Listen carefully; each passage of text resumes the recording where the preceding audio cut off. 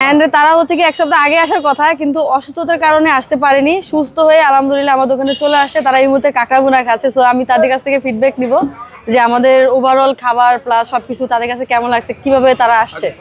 প্রথম কথা হচ্ছে আমার পরিচয় দিই। আমি সাবেক সচিব এবং রাষ্ট্রপতি। আমি তো বহু দেশে ঘুরেছি, বহু কিছু খেয়েছি।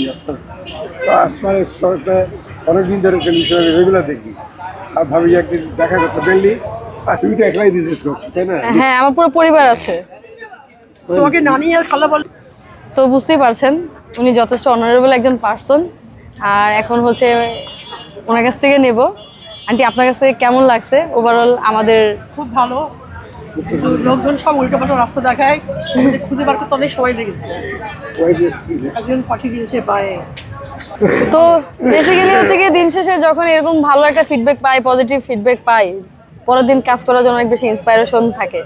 তো আপনারাও আমাকে এভাবে সাপোর্ট দিবেন, ভালোবাসা দিবেন, যাতে আমি সামনের দিকে এগিয়ে যেতে পারি, নিজে সহ নিজের পরিবার এবং বাকিদেরকে স্বাবলম্বী গড়ে তুলতে পারি।